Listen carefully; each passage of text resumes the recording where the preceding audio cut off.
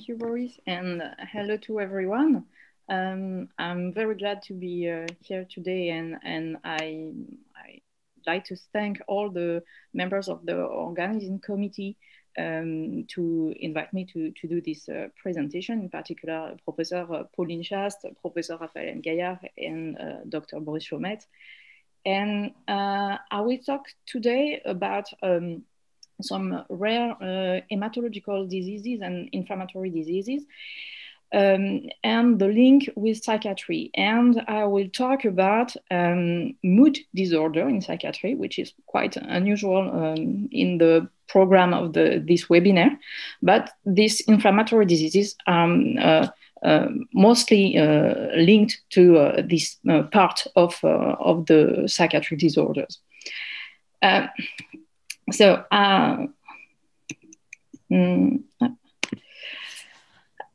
will start by admitting that, in fact, in psychiatry, we don't really know exactly the pathophysiology of our disorders, and it's particularly clear in mood disorders because we have some explanatory hypothesis, old one in depression. That is that there is a decrease in this pathology. There is a decrease in monoamine neurotransmitters, mostly serotonin, but also dopamine and norepinephrine. And this hypothesis can explain the mechanism of action of usual antidepressant drugs. But these drugs are not very efficient because of two points. First, there is a long delay of action of these drugs of several weeks. So when you are in charge of patients at hospital, and it's very long to relieve their symptoms. And we have to say that 20 to 30% of patients will not respond to classic antidepressants and will have depression difficult to treat. And I have to point something is that depression is a syndrome, is defined as a syndrome, and you can have patients with very different clinical pictures. In fact, these two people here have the criteria to say they have a depressive episode, but they have no common symptoms, and sometimes opposite symptoms like insomnia or hypersomnia, decrease in appetite or increase in appetite. And we can say that there is maybe different biological mechanism to explain this different clinical picture. And maybe you have, for one patient, pathophysiology A, and for the other one, another pathophysiology and another biological mechanism underlying his symptoms. And maybe the decrease of monoamines or the decrease in serotonin is just a final output of different mechanisms. But we cannot define in psychiatry which symptoms is linked to which mechanism. And because we have a lot of hypotheses to explain mood disorders, and we don't have an integrative model, or maybe integrative models. Maybe we have different ones to do. And we have different hypotheses. There is genetic predisposition to mood disorder, because it's quite low. In fact, heritability of mood disorder, except bipolar disorder. But when we talked about unipolar depression, there is an heritability around 30 or 14%.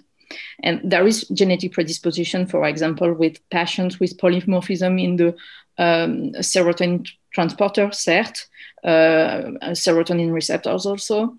There is some epigenetic mechanisms implied because with patient who had traumatic life events in childhood, for example, may have alteration in stress regulation during all life. And it can interfere in the mechanisms leading to depression. There is a lot of data about the influence of diet, the influence of microbiota, with a lot of data nowadays for the link between intestine and brain.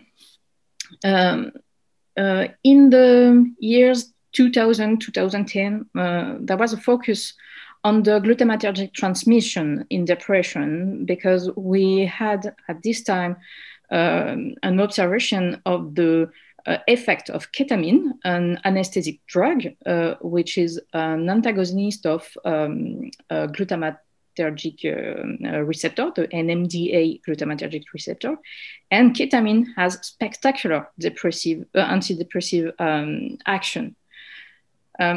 So the role of glutamatergic transmission, which is the major transmission in the brain, is very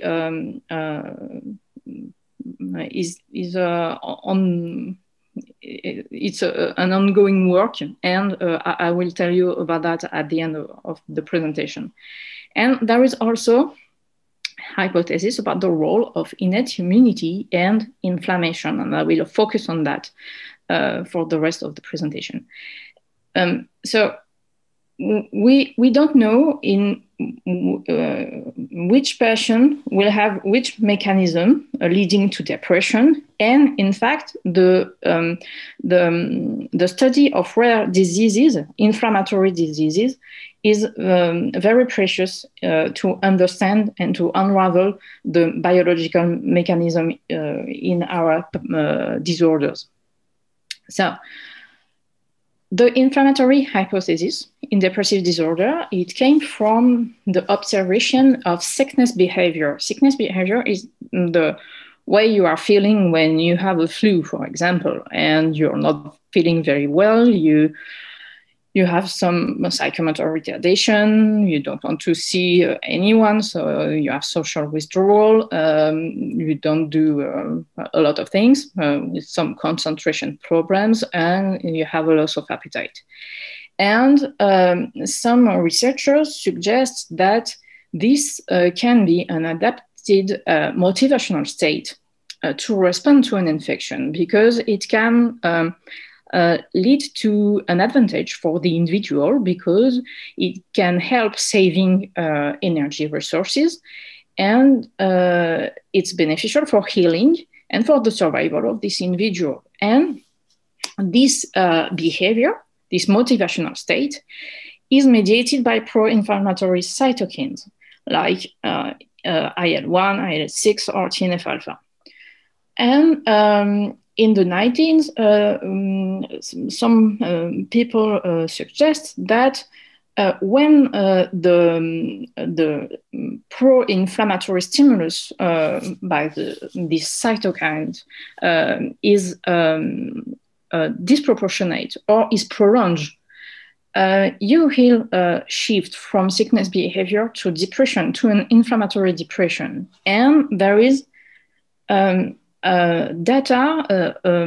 very interesting data at the beginning of the 2000 year, because we had patients with hepatitis C who are treated by interferon alpha, and these patients don't have psychiatric history.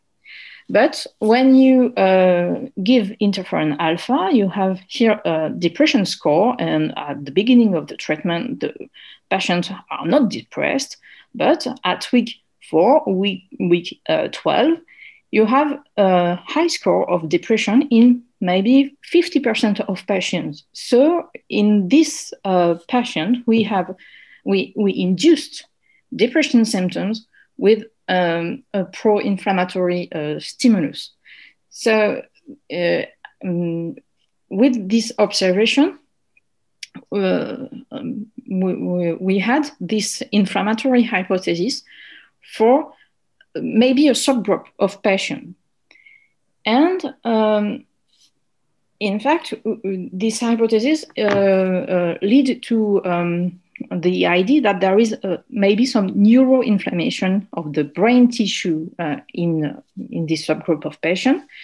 And when you look at the correlation between the peripheric, for example, plasma CRP markers and central inflammatory markers that you can have in the CSF, it shows that in patients with a high plasma CRP, you have some pro-inflammatory cytokines, elevated pro-inflammatory cytokines in the CSF.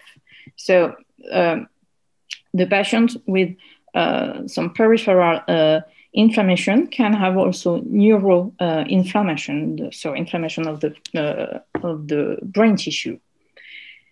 And this leads to the comprehension of the mechanism underlying these depressive disorders, because there is some data showing that the pro-inflammatory cytokines have an effect on tryptophan metabolism in some cells of the brain tissue, which are the cells of innate immunity of the brain tissue, that is microglial cells. It's resident cells of the brain, and they are here to adapt to infectious or inflammatory signals. And in these cells, when you have pro-inflammatory cytokines signal, the metabolism of tryptophan will switch to the production of kynurenine and quinolinic acid instead of giving serotonin. So when you have the pro-inflammatory cytokines that induce this enzyme, IDO, you have a decrease in the production of serotonin and an increase in the production of quinolinic acid. And quinolinic acid is a glutamatergic agonist. And we saw that in the glutamatergic hypothesis of depression, that this elevated glutamatergic transmission impact the neurogenesis and lead to depressive symptoms. So here is the real mechanism with all the cells implied in this neuroinflammation and the link with depression. But the question is for us is, in which population of patients we have this underlying mechanism, which is not a complete story.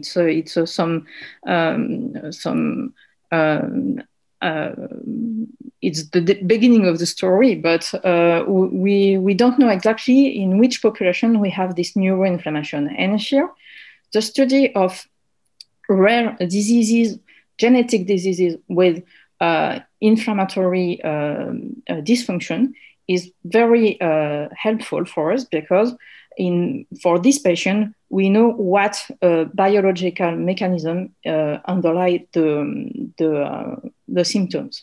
And we had some data about two categories of diseases.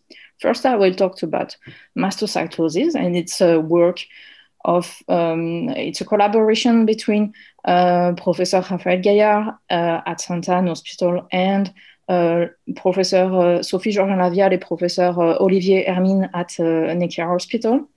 And so the mastocytosis is a disease where there is an accumulation of mast cells, so innate immunity cells, in different organs, mostly bone marrow and skin. And there is an activating mutation of KIT, a receptor for the stem cell factor.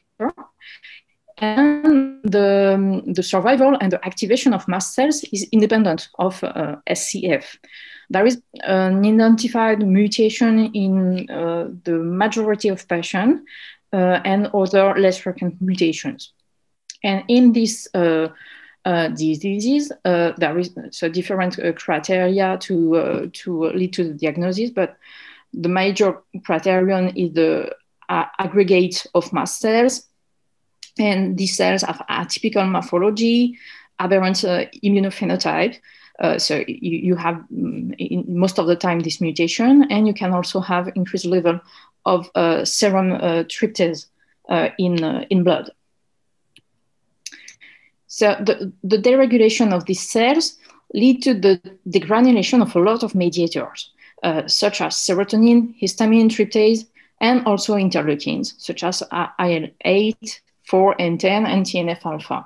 So the patients have some paroxysmal symptoms, like allergic symptoms, flush or anaphylactic-like episodes, and they also have chronic symptoms, skin symptoms, urticaria, pruritus, but also some neuropsychological symptoms like memory loss, attention impairment, and depression. So we focus on these chronic symptoms. And in 57 patients with mastocytosis, it's a study done by Sophie Jorin-Lavial. You had near 70% of patients with depression and near 40 patients with cognitive impairment. The cognitive impairment is quite slight, with impairments in working memory and attention, and it's unrelated to age or educational level. So to better understand what is happening in this patient, the levels of serotonin and the activity of IDU was assessed, and in patient, in the plasma of the patient, the serotonin level was decreased, and there is a correlation between the IDO activity, so it's the enzymes that give rise to kynurenine and quinolinic acid. There is a correlation between this activity and the score in depression. So it leads to the idea that there is some neuroinflammation in this patient, even if the mastocytosis is sometimes quite indolent, because there is different form of mastocytosis, some aggressive form and some indolent form. And I will show you just a little clinical case. It's a patient treated in our department. So it's a man of 50 years old, and he had a treatment-resistant, very severe depression in a patient with no psychiatric history. But 2 years earlier, he had a diagnosis of mastocytosis. And the onset of psychiatric symptoms was concomitant with the recrudescence of mastocytosis symptoms and an elevation of CRP.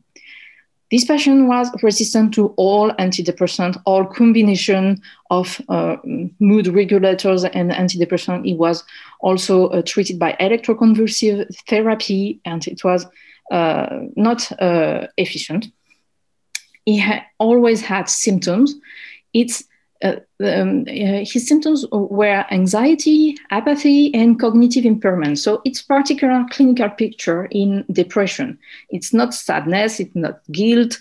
It's a particular specific symptoms. And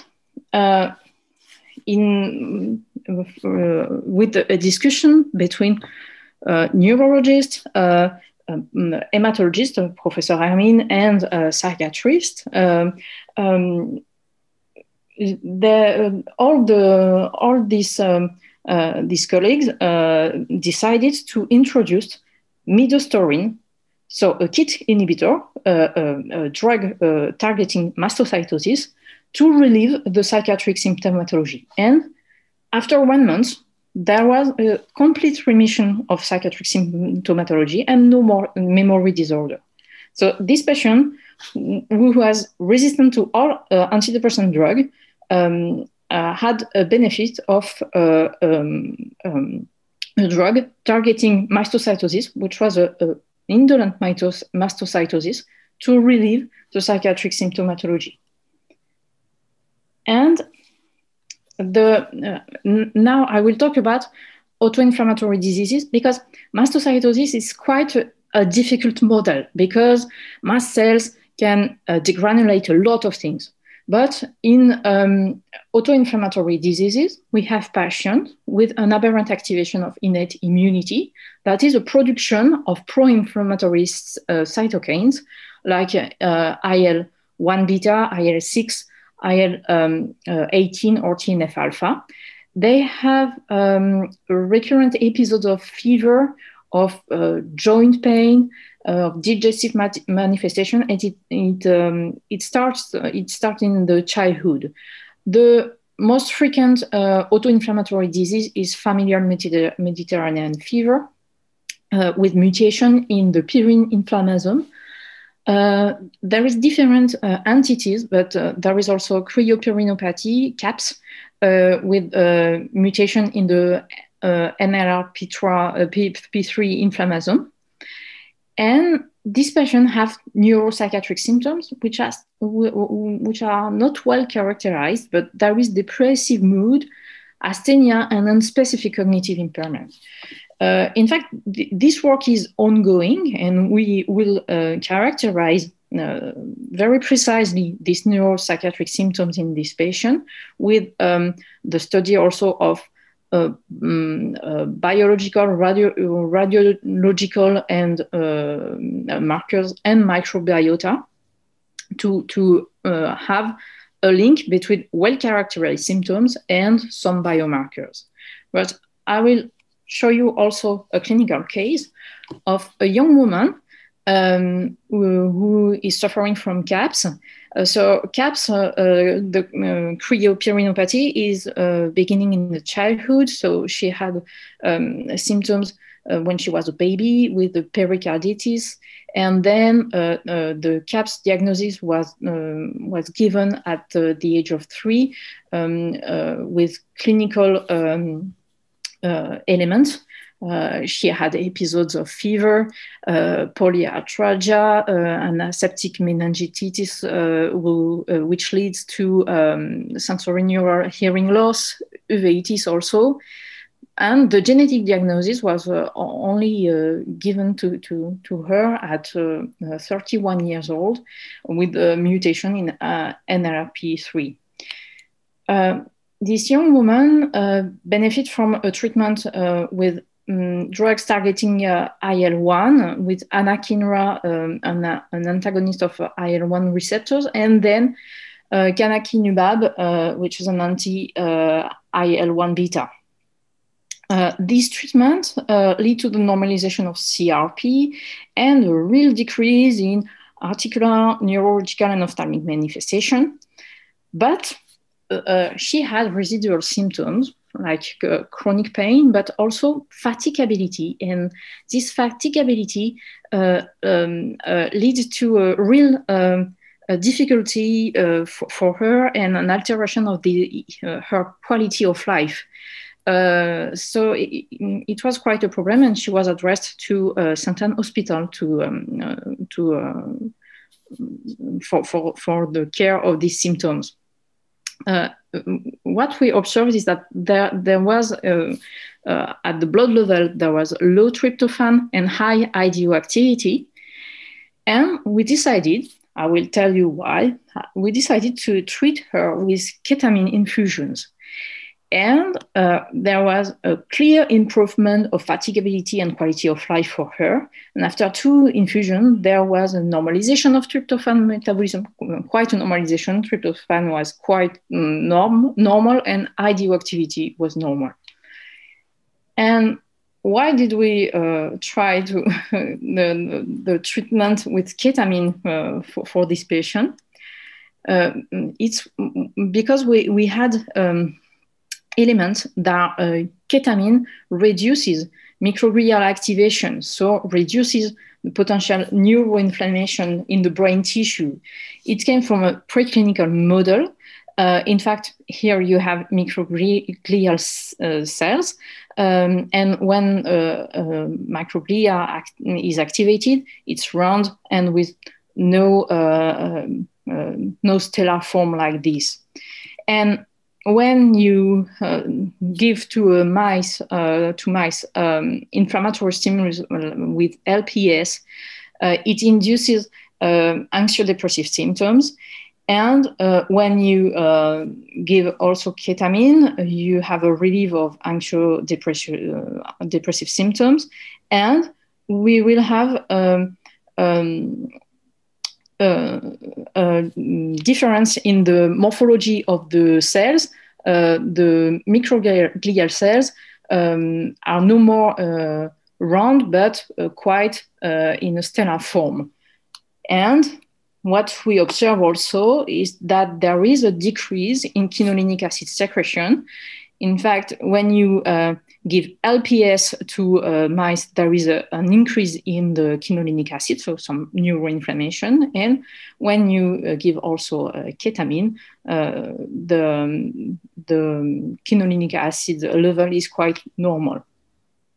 And in patients with depression, resistant depression, we saw that when you have a low quinolinic acid upon quinolinic acid ratio, that is a high level of quinolinic acid, you have a better response to ketamine.